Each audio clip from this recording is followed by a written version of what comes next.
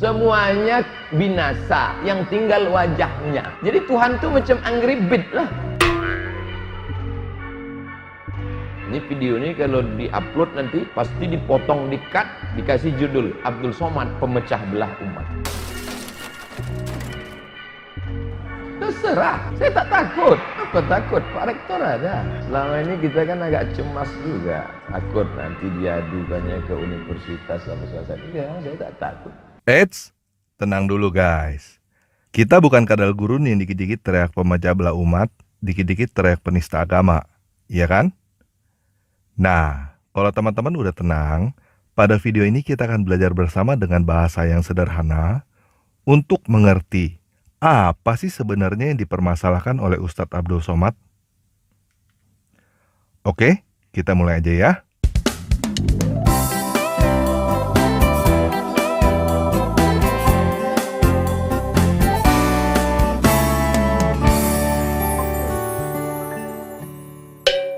Yuk, sekarang kita dengar dulu ayat yang sedang dipermasalahkan oleh Ustadz Abdul Somad. Kullu man 'alaiha fan, semuanya binasa, wa yabqa wajhu rabbika dzul jalali wal ikram. Semuanya binasa, yang kekal hanya wajahnya. Gimana memahami ayat itu kalau tak ditakwil? Semuanya binasa, yang tinggal wajahnya. Jadi Tuhan tuh macam Angry Bird lah. Oke, kita udah denger ya. Menurut Ustadz Abdul Somad, Al-Quran surah 28 ayat 88 harus ditakwil. Kalau tidak ditakwil, jadi Tuhan tuh macam Angry Bird lah. Nah, apa sih ditakwil? Yuk kita belajar dari Ustadz Khalid Basalamah. Asma wa sifat, nama-nama dan sifat-sifat Allah wajib kita imani sebagaimana Allah telah sebutkan, ya, tanpa ada takwil namanya. Takwil itu mengalihkan maknanya. Allah bilang Allah punya wajah, Allah punya tangan, nggak boleh kita alihkan. Seperti itulah Allah sebutkan. Oke, kita udah belajar ya. Mentakwil artinya mengalihkan makna. Jadi sekarang kita punya dua ustadz. Yang satu mengajarkan bahwa Al-Quran harus ditakwil, harus dialihkan maknanya. Yang satu lagi mengajarkan bahwa Al-Quran tidak boleh ditakwil, harus apa adanya, harus literal. Nah, menurut teman-teman, yang mana yang benar? Al-Quran boleh ditakwil atau tidak boleh ditakwil?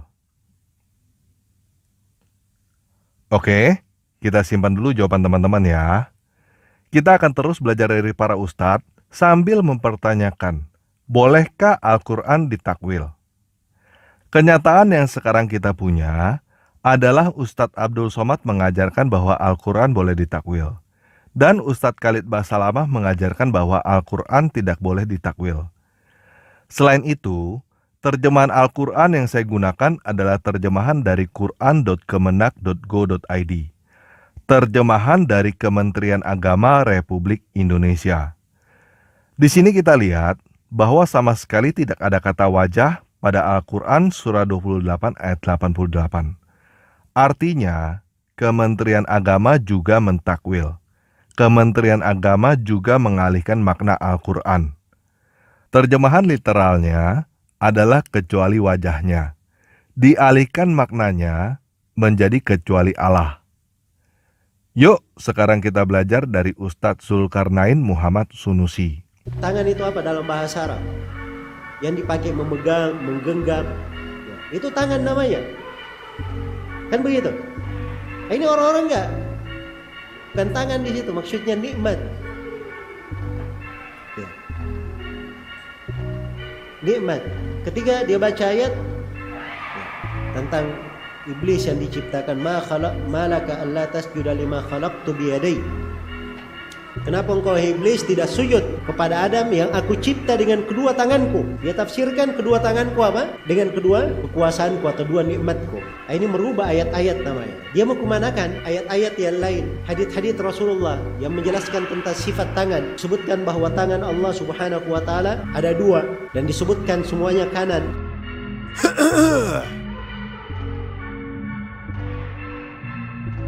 disebutkan bahwa tangan Allah Subhanahu wa taala ada dua dan disebutkan semuanya kanan dan disebutkan sifat menggenggam dan diterangkan dalam sebagian riwayat jari jemari. Dia mau kemanakan semua ayat nas-nas itu? Ini mentakwil namanya. Dan ini penyakit, ini sumber kesesatan mentakwil itu. Oke, kita udah mendengar dari Ustadz Zulkarnain Muhammad Sunusi bahwa mentakwil itu merubah ayat-ayat dan merupakan penyakit, sumber kesesatan. Yuk kita baca Al-Quran surah 6 ayat 114-115 dalam bahasa Indonesia. Pantaskah aku mencari hakim selain Allah, padahal dialah yang menurunkan kitab dalam kurung Al-Quran kepadamu secara rinci. Orang-orang yang telah kami beri kitab mengetahui benar bahwa dalam kurung Al-Quran itu diturunkan dari Tuhanmu dengan benar. Maka janganlah kamu termasuk orang-orang yang ragu. Dan telah disempurnakan firman Tuhanmu dalam kurung Al-Quran dengan benar dan adil.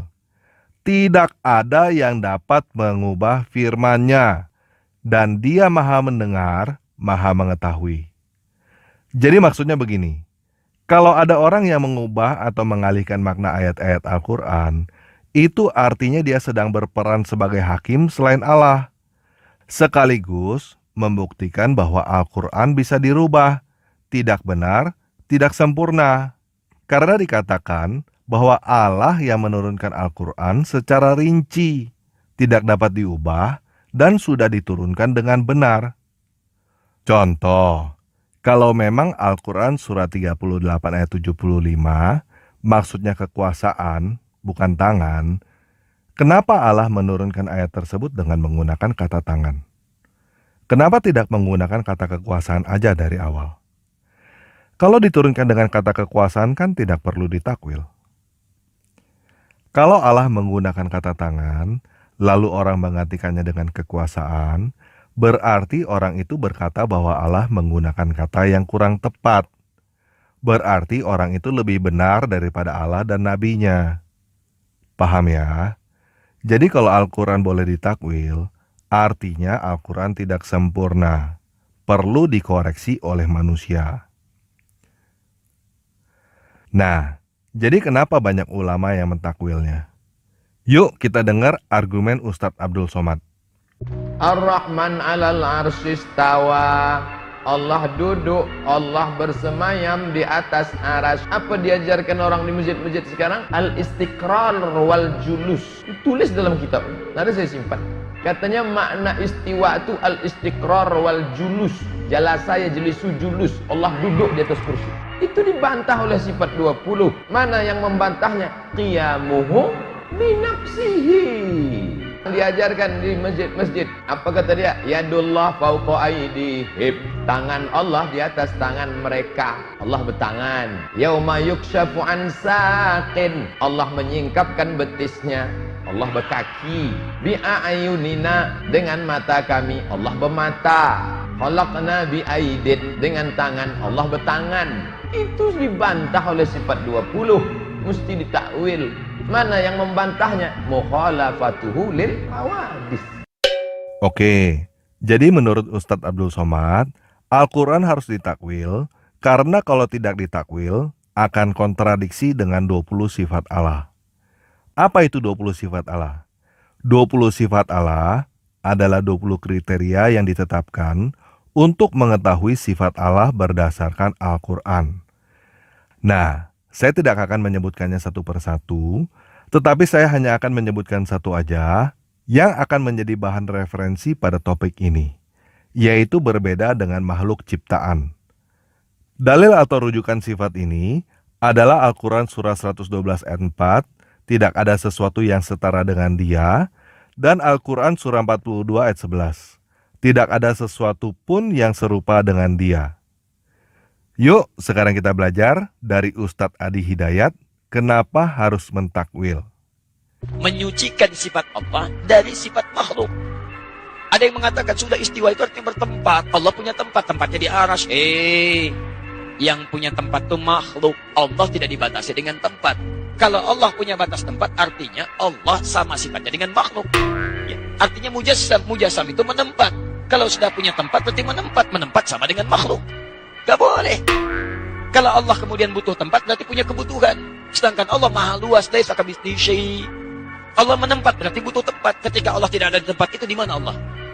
Jelas ya? Nah, itu ada masalah dalam akidah. Makanya kalau antum ingin memahami ini, kalau ingin tetap memaksakan tempat, ditakwilkan. Takwilkan. Jangan dipahami demikian, tapi dipahami dengan nilai yang terkait dengannya. Jangan dipahami demikian, tapi dipahami dengan nilai yang terkait dengannya. Apa diantaranya? Istawa, bermakna istaula, menguasai, mengatur. Aras jangan diartikan dengan bertempat di situ. Ada begitu tidak? Artikan dengan di aras, itulah Allah mengatur, menguasai, menguasai aras, menguasai alam dan sebagainya. Ustaz, ayatnya jelas, ngapain main takwil-takwil?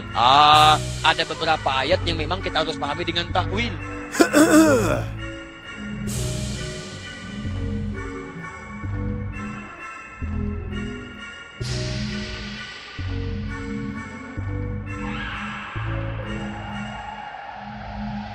Di teman-teman ada yang menafsirkan Allah turun, turunnya itu betul-betul turun ke langit dunia, turun, dibatasi dengan tempat.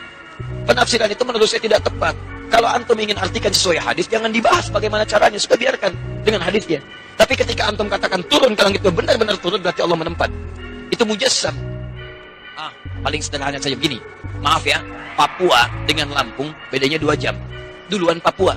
Kalau antum artikan hadis akhir malam dengan Allah turun, misal Allah turun ke dunia. Di situ ada, ketika Allah turun di Papua, mana orang Lampung? Ketika Allah turun di Lampung, berarti meninggalkan Papua. Sedangkan sifat Allah meliputi seluruh alam, tidak dibatasi dengan tempat. Makanya tanzihul khaliq bin sifatil makhluk. Oke, kita udah mendengar ya ajaran dari Ustadz Adi Hidayat. Allah duduk, artinya bukan Allah duduk. Allah turun, artinya bukan Allah turun. Karena Allah tidak sama dengan makhluk, jadi Allah tidak boleh duduk, tidak boleh turun. Karena kalau Allah duduk, kalau Allah turun, berarti Allah sama dengan makhluk.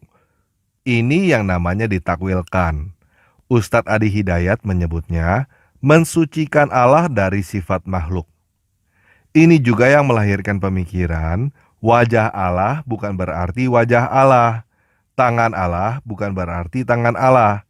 Karena kalau Allah punya tangan, Allah punya wajah, berarti Allah sama dengan makhluk.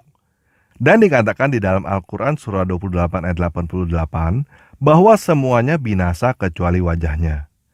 Kalau semuanya binasa kecuali wajahnya, Jadi Tuhan tuh macam angry bird lah. nah jadi gimana?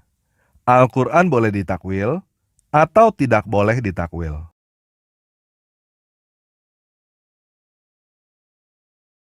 Yuk, sekarang kita dengar bantahan Al-Quran boleh ditakwil oleh Ustadz Firanda. Allah memiliki sifat wajah, dan ini akidah Ahlussunnah wal Jamaah, ya. Allah memiliki sifat wajah. Orang-orang Asy'ariyah, ya, mereka sepakat dengan Ahlussunnah dari satu sisi. Dari satu sisi yaitu bahwasanya penduduk surga akan melihat Allah pada hari kiamat kelak, ya. Tapi mereka mengingkari Allah punya wajah.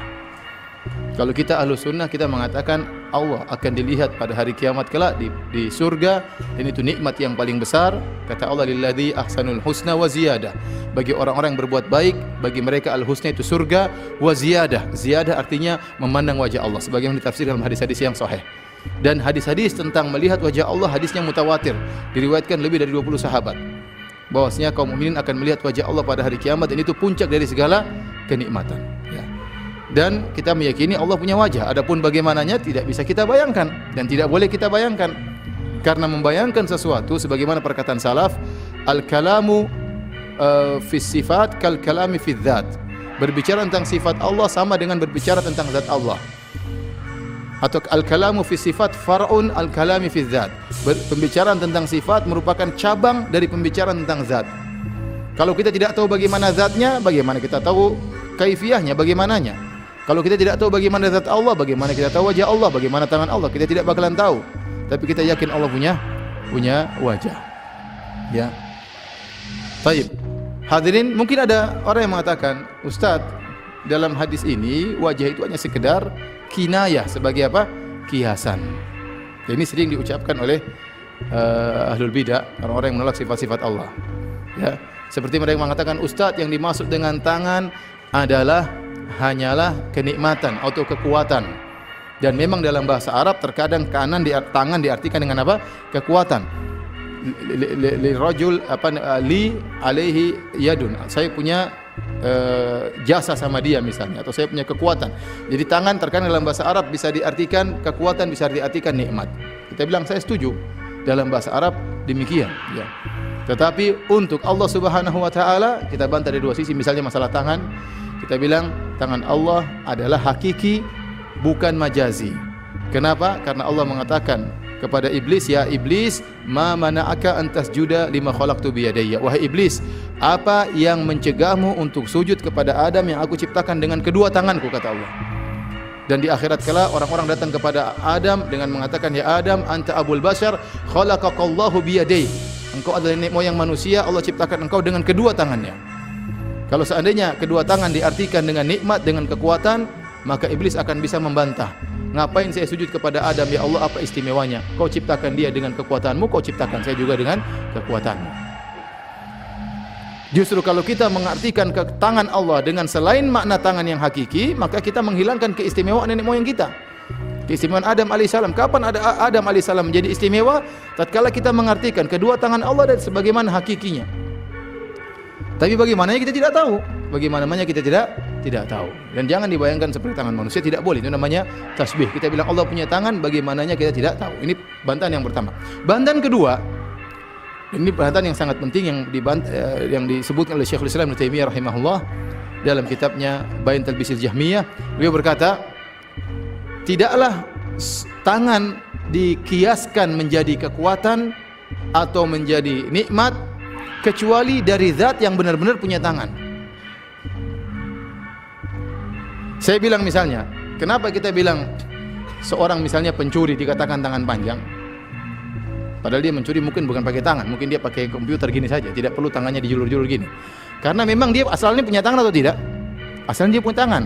Asalnya dia punya tangan asli, maka kita gunakan tangannya itu sebagai kiasan, sebagai pencuri. Kalau dalam bahasa Arab tangan panjang itu artinya apa? Suka bersedekah, ya.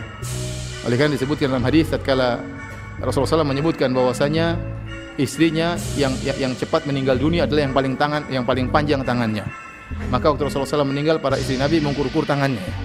Ternyata maksudnya adalah Zainab yang suka bersedekah, ya, suka bersedekah. Maksud saya, tidaklah kita menjadikan tangan sebagai kiasan kecuali dari zat yang benar-benar punya tangan. Kalau enggak punya tangan, ngapain kita bilang tangan? Ya. Seperti saya mengatakan, telah datang batang hidungnya. Ya. Bukan hidungnya datang sendiri begitu, tidak. Ya, maksudnya hidung itu adalah perwakilan dari seluruh tubuh dan kita menggunakan ungkapan tersebut bagi zat yang benar-benar punya hidung. Kita enggak pernah bilang datang batang hidung meja, enggak ada, karena meja enggak punya hidung. Paham? Demikian juga seorang mengatakan wajah bisa diartikan zat. Benar, bisa diartikan zat, tetapi hanya digunakan kepada zat yang benar-benar punya apa?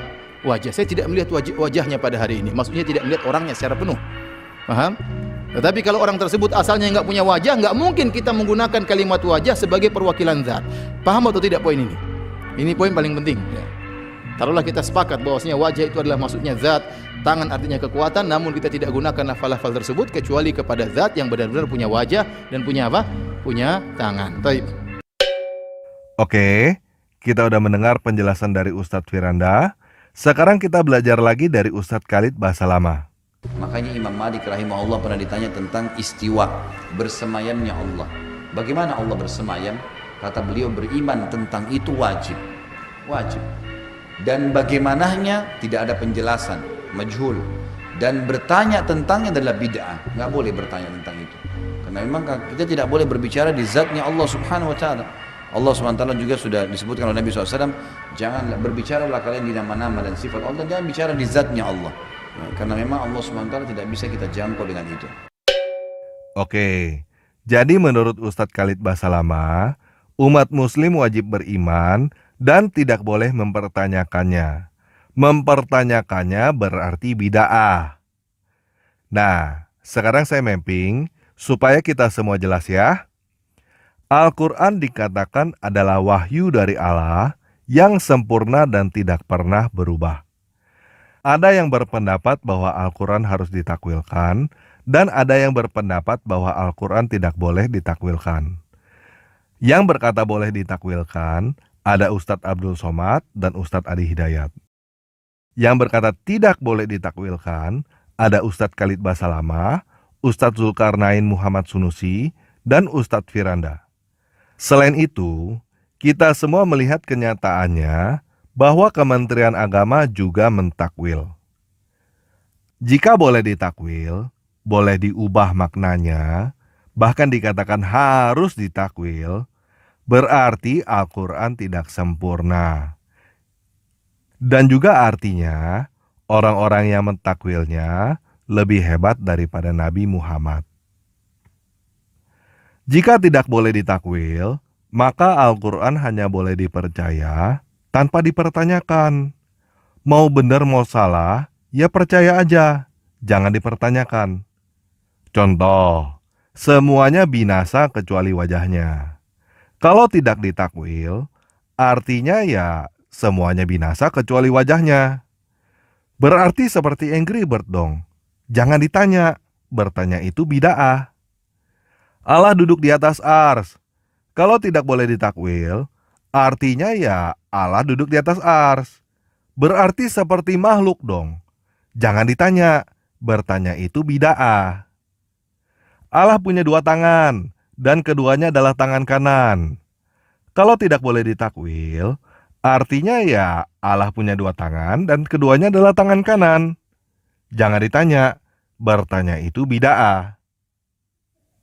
Jika ternyata Allah benar-benar punya wajah, punya betis, punya dua tangan kanan, maka para ustadz yang mentakwilnya telah berdusta tentang Allah.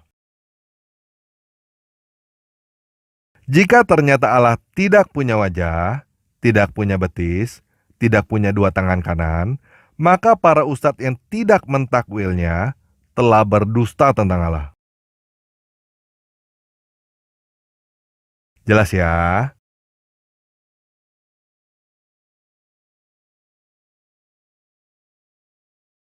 Jadi bagaimana? Al-Quran boleh ditakwil atau tidak boleh ditakwil? Kelompok ustadz mana yang telah berdusta tentang Allah? Jadi bingung ya? Begini, entah yang benar Al-Quran boleh ditakwil atau tidak boleh ditakwil. Kenyataannya adalah Al-Quran kontradiksi. Kalau tidak kontradiksi, tidak akan disuruh percaya aja tanpa dipertanyakan. Disuruh percaya aja tanpa dipertanyakan karena kontradiksi. Kalau tidak kontradiksi, tidak perlu ditakwil. Ditakwil karena ada kontradiksi. Dan kenyataannya, Al-Quran ditakwil. Al-Quran diubah maknanya. Nah, coba sekarang saya mau bertanya kepada teman-teman.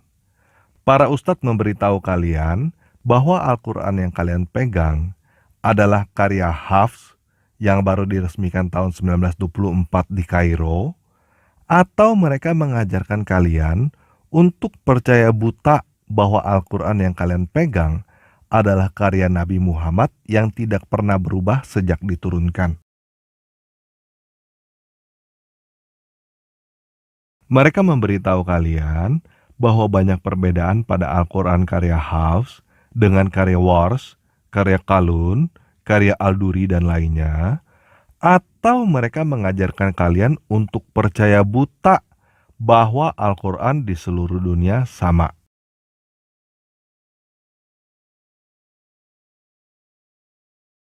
Kalian udah belajar tentang taqiyah belum? Di dalam Islam, boleh berdusta dalam 3 hal.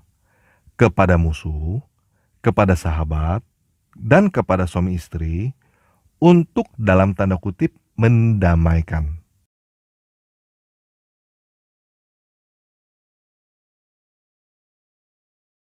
Kalian, siapanya para ustadz itu? Atas dasar apa kalian berpikir bahwa mereka tidak berdusta juga pada kalian? Dalam tanda kutip, untuk mendamaikan.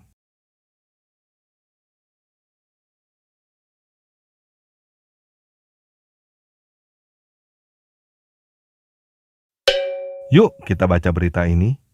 Ini adalah berita tahun 2018 di republika.co.id. Judulnya, Ulama Sepakati Perubahan 186 Penulisan Kata dalam Al-Quran. Kepala LPMQ, Muklis M. Hanafi, mengatakan, Mukernas yang diikuti 110 peserta itu menjadi ajang uji publik terhadap 2 program yang telah dilakukan LPMQ sejak 2016 lalu. 2 program itu adalah pertama tentang pengembangan mushaf Al-Quran Standar Indonesia dari aspek tulisan atau tanda baca. Kedua, tentang terjemahan Al-Quran. Dalam hal pengembangan mushaf Al-Quran, dia menyebut ulama Al-Quran telah menyepakati perubahan 186 kata dalam mushaf Al-Quran Standar Indonesia. Menurut dia, 186 kata dalam Al-Quran itu disempurnakan sesuai dengan kaidah yang ada dalam Rasm Usmani. Kalau disempurnakan, berarti sebelumnya sempurna gak? Siapa LPMQ? Mereka adalah anggota tim penerjemah Al-Quran Kementerian Agama. Al-Quran yang jelas kita lihat sudah ditakwil, sudah diubah maknanya. Jadi, LPMQ ini juga mentakwil Al-Quran. Nah, dalam berita itu dikatakan bahwa mereka mengubah tata cara penulisannya saja. Tetapi, bukankah kita selalu diberitahukan bahwa Al-Quran tidak pernah berubah? Walaupun hanya tata cara penulisannya, namanya berubah ya berubah. Kenyataannya berubah, kok masih bilang gak berubah? Itu namanya takiyah dong.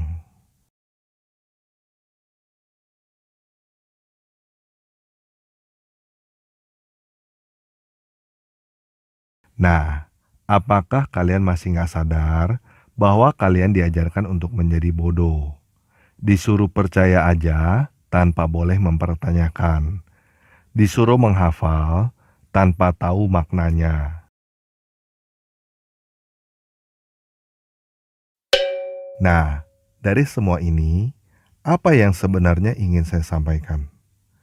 Yang pertama, apa yang para ustadz itu tuduhkan kepada Kristen, itu karena mereka sendiri melakukan apa yang mereka tuduhkan. Mereka menuduh bahwa Alkitab sudah diubah. Kenapa? Karena mereka sendiri mengubah Al-Quran. Mereka menuduh bahwa umat Kristen makan babi, melanggar hukum Taurat. Kenapa? Karena mereka sendiri melanggar hukum Taurat. Contohnya, mereka menghalalkan unta dan kelinci yang juga diharamkan di dalam hukum Taurat. Yang kedua, kenapa mereka selalu mempertanyakan ajaran Kristen? Selalu mempertanyakan ketuhanan Kristen. Karena mereka ingin mengalihkan perhatian. Mereka sendiri tidak tahu jawabannya, mereka sendiri nggak mau ditanya, dan mereka terlalu malu untuk berkata saya tidak tahu. Yuk, sekarang saya mau ajak teman-teman baca ini. Al-Quran surah 10 ayat 94. Maka, jika engkau dalam kurung Muhammad berada dalam keraguan-raguan tentang apa yang kami turunkan kepadamu, maka tanyalah kepada orang yang membaca kitab sebelummu. Sungguh telah datang kebenaran kepadamu dari Tuhanmu, maka janganlah sekali-kali engkau termasuk orang yang ragu. Jadi Nabi Muhammad disuruh bertanya kepada siapa? Siapa orang-orang yang membaca kitab sebelumnya? Nah, jadi kalau teman-teman bertanya kepada orang Yahudi dan Kristen, jangan ngeyel, jangan sok tahu. Nabi Muhammad aja disuruh bertanya kepada orang Yahudi dan Kristen. Nabi Muhammad aja nggak tahu, apalagi para ustadz. Yuk kita baca Al-Quran surah 46 ayat 9. Katakanlah dalam kurung Muhammad, aku bukanlah rasul yang pertama di antara rasul-rasul, dan aku tidak tahu apa yang akan diperbuat terhadapku dan terhadapmu. Aku hanyalah mengikuti apa yang diwahyukan kepadaku, dan aku hanyalah pemberi peringatan yang menjelaskan. Jelas ya? Nah, apakah Al-Quran diturunkan untuk mengkoreksi Alkitab? Yuk kita baca ini. Al-Quran surah 6 ayat 92. Dan ini dalam kurung Al-Quran, kitab yang telah kami turunkan dengan penuh berkah, membenarkan kitab-kitab yang dalam kurung diturunkan sebelumnya. Dan agar engkau memberi peringatan kepada dalam kurung penduduk Umul Qura, dalam kurung Mekah, dan orang-orang yang ada di sekitarnya. Orang-orang yang beriman kepada dalam kurung kehidupan akhirat, tentu beriman kepadanya, dalam kurung Al-Quran, dan mereka selalu memelihara salatnya. Jadi Al-Quran diturunkan untuk membenarkan atau untuk mengkoreksi kitab-kitab sebelumnya? Untuk membenarkan kan? Kenapa ditakwilkan menjadi untuk mengkoreksi? Al-Quran diturunkan untuk memberi peringatan kepada siapa? Kepada umat Kristen atau kepada penduduk Mekah dan sekitarnya? Kamu penduduk Mekah dan sekitarnya atau bukan? Apa yang para ustadz ajarkan kepada kamu? Al-Quran diturunkan untuk semua orang di dunia atau untuk orang-orang Mekah dan sekitarnya? Mengapa mereka menyembunyikan ayat ini dari kalian? Kalian lihat sendiri kan? Al-Quran sendiri yang berkata bahwa Al-Quran diturunkan untuk orang Mekah dan sekitarnya. Yuk kita baca ini. Al-Quran surah 5 ayat 116. Dan dalam kurung ingatlah ketika Allah berfirman, wahai Isa putra Maryam, engkaukah yang mengatakan kepada orang-orang, jadikanlah aku dan ibuku sebagai dua Tuhan selain Allah. Nah, orang Kristen mana yang berkata bahwa Isa dan ibunya adalah dua Tuhan selain Allah? Tidak ada. Katolik pun tidak berkata bahwa ibunya Isa adalah Tuhan. Jadi siapa yang berpikir bahwa Isa dan ibunya adalah dua Tuhan selain Allah? Orang Kristen? Bukan. Yang berpikiran bahwa Isa dan ibunya adalah dua Tuhan selain Allah adalah penduduk Mekah yang bukan Kristen. Udah paham belum? Al-Quran diturunkan untuk penduduk Mekah dan sekitarnya. Mau ditakwilkan juga. Yuk kita baca lagi. Al-Quran surah 5 ayat 73. Sungguh telah kafir orang-orang yang mengatakan bahwa Allah adalah salah satu dari yang tiga. Padahal tidak ada Tuhan dalam kurung yang berhak disembah selain Tuhan yang Esa. Jika mereka tidak berhenti dari apa yang mereka katakan, pasti orang-orang yang kafir di antara mereka akan ditimpa azab yang pedih. Nah, siapa yang berkata bahwa Allah adalah salah satu dari yang tiga? Orang Kristen? Bukan. Tidak ada orang Kristen yang berkata bahwa Allah adalah salah satu dari yang tiga. Orang Kristen berkata bahwa yang tiga itu satu, bukan berkata salah satu dari yang tiga. Siapa yang selalu berkata bahwa Tuhannya orang Kristen ada tiga? Kalian, orang Islam, yang selalu menuduh orang Kristen Tuhannya ada 3. Ayat Al-Quran itu diturunkan untuk kalian. Kalian sampai disuruh menghafal. Masa sih masih nggak ngerti juga? Jika kalian tidak berhenti menuduh orang Kristen mempunyai 3 Tuhan, berarti kalian kafir. Kata Trinitas itu, kata Tritunggal itu, artinya yang kalian katakan 3 itu, hakikatnya adalah 1. Jadi ada berapa? 3.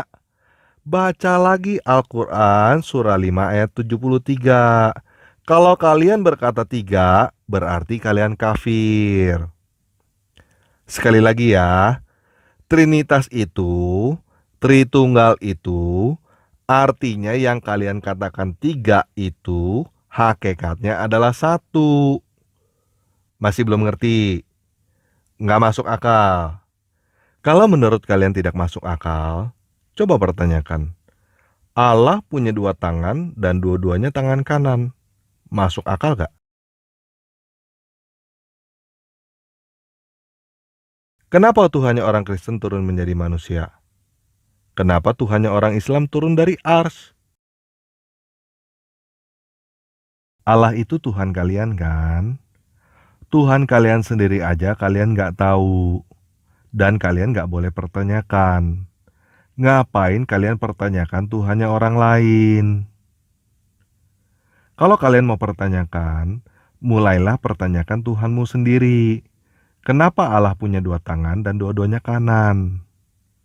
Apakah Allah punya 2 betis dan dua-duanya betis kanan juga? Nggak boleh dipertanyakan. Itu zat Tuhan. Nah, Trinitas itu adalah zat Tuhan juga, yang kalian dilarang untuk bertanya menurut kitabmu sendiri. Kalian percaya aja, jangan dipertanyakan. Kalian bertanya itu bid'ah. Al-Quran itu kitabnya kalian, teman-teman yang muslim. Yang disuruh berhenti berkata bahwa Tuhan itu 3 adalah kalian. Karena kalian tidak mengerti bahwa Tuhannya Kristen, yang kalian katakan 3 itu, hakikatnya adalah 1. Masih belum jelas? Yuk kita baca Al-Quran surah 4 ayat 171. Ini adalah terjemahan dari Kementerian Agama. Kalian bisa lihat sendiri berapa banyak tanda kurung di situ. Apa artinya tanda kurung? Artinya, itu ditambahkan oleh para ulama kalian. Seharusnya tidak ada, tetapi ditakwilkan. Diubah maknanya oleh para ulama kalian. Kalau Al-Quran itu sempurna, tidak perlu ditambahkan yang ada di dalam tanda kurung itu oleh tangan manusia. Yuk kita baca dalam bahasa Indonesia tanpa ditakwilkan terlalu banyak. Kita buang tanda kurungnya. Sungguh Al-Masih Isa putra Maryam itu adalah utusan Allah dan kalimatnya yang disampaikan kepada Maryam dan roh darinya. Al-Masih Isa putra Maryam itu adalah apa? Adalah apa aja di situ? Adalah utusan Allah dan kalimatnya dan roh darinya. Jadi ada berapa? 3. Maka berimanlah kepada Allah dan rasul-rasulnya. Janganlah kamu mengatakan 3. Berhentilah. Udah paham belum? Siapa ahli kitab di situ? Ya kalian. Apakah Al-Quran bukan kitab? Apakah para ustadz kalian bukan ahli kitab?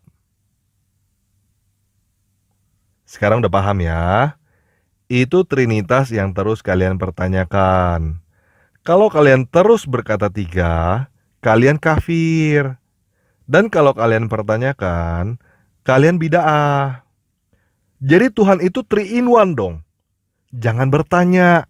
Bertanya itu bid'ah. Paham kan?